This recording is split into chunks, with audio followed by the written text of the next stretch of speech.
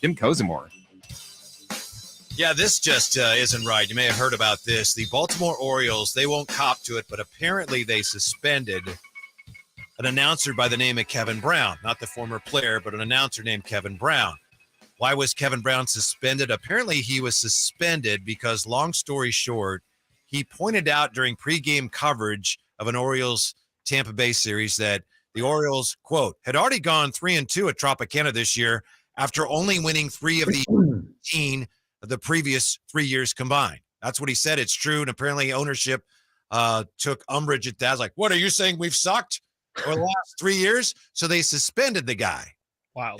That's just wrong. This is an outrage. Crazy. Helping us unravel this and understand what's going on is Olympic broadcast legend, Sacramento broadcast legend, Jim Kozimor. What's up? Woo! Hooray! Yes. I'm nervous. Every time I come on with you guys, I'm nervous. So I'm very nervous at the moment. Relax. It's good. It's good. I know, exactly. Man, that news has me angry. I'm steamed, Whitey. What's happening to our broadcast brethren on the East Coast? It is a little weird. Before we get to that, though, Coz, I realized something about you and I last night. I apologize because this is going to take us a little tangent. But, you know, as I said, you're an Olympic broadcaster. You should be and are very proud of. You've done NBA games. You've got you got some skins on the wall. I don't have anything like that, but I've done some shows that have been on the air for a while and had an audience, so that's something. So You're and I working, have each. I'm not. How's that? You're working, I'm not. You've got that going for you. I think we both have had, and me not what you have, but we've had careers. And yet, when you and I have done shows together, it's always been something that no one would ever listen to. UFL football. Christmas morning, and I'm telling the truth. Yes. Weekends, we even did a show together that was during a 49er game against the Saints. That great comeback against the Saints, and you and I were on the air opposite that. So I don't know why, when you and I have been on the air, now today notwithstanding, when we're doing a show, it's been like on the worst time slot imaginable. Yes, but we owned it. And that's the thing. We were number one in the worst time slot available. And it's the only way you and I could get on the air together. But I do think those shows are really funny. We would just do them for ourselves and whoever was producing that day. So we got some good lines. But you're right. Come to think of it. Like a Christmas morning show, Christmas Day. Yes. Was wouldn't tune into that. Unbelievable. Even Santa had changed the dial by that time. So, it's true. It's true. But it's great fun. We had a show on weekends, and Coast called it the Scrub Show. Yeah. It's the two scrubs. And people go, people became fans of the Scrub Show. It was a lot of fun. It just didn't have the audience that it deserved, Coast.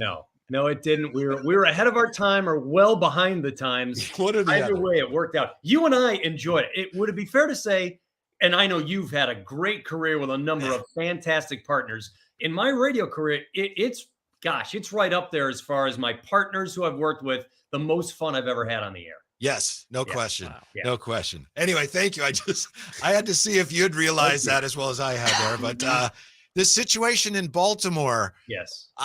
Have you ever experienced anything similar, Coz? Were you surprised when you saw this, given your experience in sports broadcasting? This is the longest or the harshest penalty I've ever seen happen for an occasion like that. But I've been listening to sports radio all around America today. And in Chicago, they're talking about this story. And everyone on the air is adamant. No one at our station has ever told me what I can and can't say. Everyone says the same thing. That's a load of bunk. Okay. This is not uncommon for broadcasters to be told what they can and can't say. It is bunk that they've suspended the guy because it's ridiculous. And anyone who's gone back and listened to the audio, and I have a couple of times, the first time I went through it, I said, well, wait a minute, I must have missed it. Right. So let me go back and hear it. He didn't see anything that was out of line. Somehow the Orioles got their panties in a wad. But I can tell you that it's happened to me. I've worked for organizations in which I was told questions that I could and could not ask. I've worked for organizations. I'll give you a perfect example. I was with the Sacramento Kings. It was the first time around, Maloof ownership, Game 7 with the Lakers, right? Mm-hmm. So that's a national telecast. And I moved back to radio to do pre and post game on radio. And in the pregame, you want to develop or give your audience hope. Here's why we're going to win.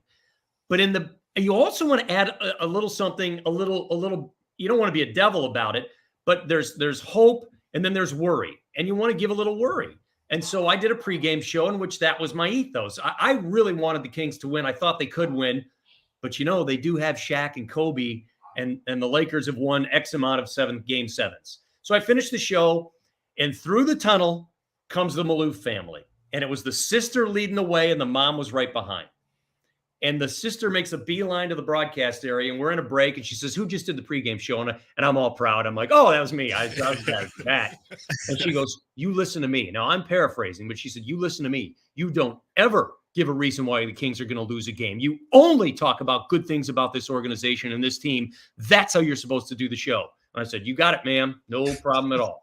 So it has happened to me in my career. I had another one with someone who was related to this current ownership group. I did a pregame show on TV, and they were playing the Indiana Pacers, and they showed the Pacers arena.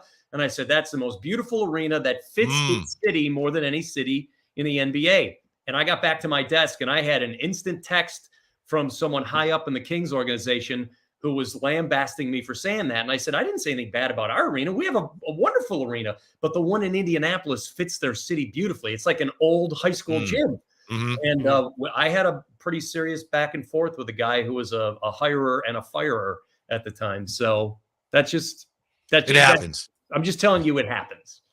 Interesting. I was curious, like the thing that got me so confused about the suspension as well was the fact that they had a graphic made ready for, as he was talking, they overlaid it with a graphic made.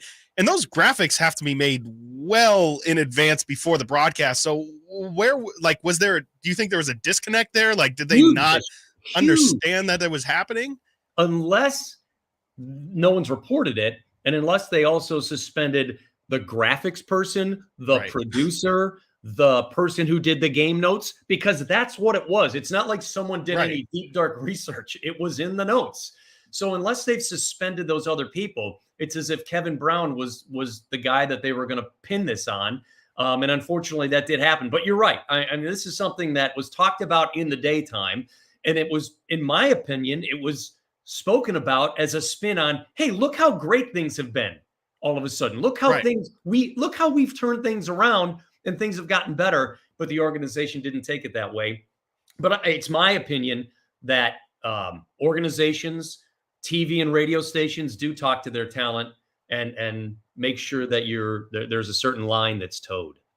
Right. And, and this is one of those cases where don't cross the line, and you don't know where the line is until it's like too late. And they go, well, we decided to put it here behind you. Cause obviously this guy and it was solid reporting, and it was basically pro Orioles. Like they're really good now, but that's just the nature of the beast. And you know what? And this is a pockmark on the Orioles. And I think Kevin Brown will come out looking good in this. Yeah. Everyone has stood up for the guy. And if the Orioles have the audacity to release him at the end of the season, I think it would be positive for any organization to pick up the guy.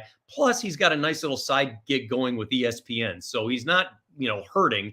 But I think that Kevin Brown will come out looking great when this whole thing is said and done. Before we let you go to get back to everything going on in the great state of Tennessee, do you have any opinion you'd care to share with us about ESPN letting go of Jeff Van Gundy, Mark Jackson? I'm a huge Jeff Van Gundy fan. Yeah. Sorry to see him go. I know that Mike Breen said, well, we did this a lot longer than people thought we would. He was very sad about it. You have any thoughts on that situation there? You being a longtime basketball play-by-play guy? It comes down to this. Are you somebody who likes the comfort level of these are the guys who have taken me to the finals for 18 years, and I'm kind of used to that. I build up my playoff viewing to see more of these guys.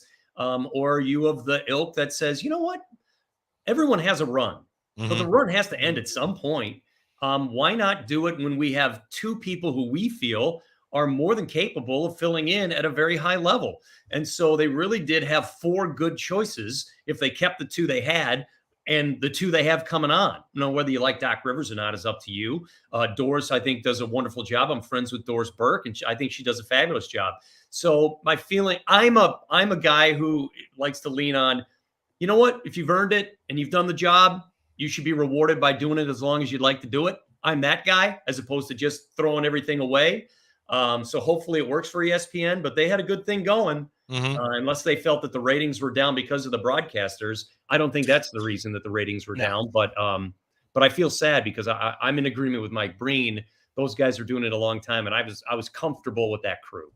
Coz, our time with you always goes by too fast. Sorry, I told too long of a story. No, it's fun. Not at all. It's great. Yeah. Next time I'll be a caller, because then I'm down to what do you guys? What do you give them, like 60 seconds? I'll just be a caller, and I can get my point in 60 seconds. I mentioned you. You know, we were talking with Dave before we started, and I mentioned you, and then I showed you the YouTube chat comments. People just at the mere mention that we're going to have you on, people start saying, "Oh yeah, Coz, so you're still loved and missed here." So thank you very much. We hope to talk to you again, sir, very very soon. Thank you. Let's do it again. And I'm a crier, but I appreciate everyone in Sacramento. You guys are always so great to me and my family. I mean, poof, man, I love it there. All right, guys, go back. Thanks, Coz. We appreciate it. Love you all. Love you all. Bye-bye. Yeah. And unfortunately, it's true. Coz and I, we did some nice things, but when they put us together, it was like it was always the worst UFL games. I mean, who wouldn't want to open up your Christmas gifts to the sounds of Whitey and Coz in the back? Sounds like a dream Christmas to me. Woo! Coming up next, which are you watching tonight? The old Hard Knocks or the Johnny Manziel doc? Tough choice.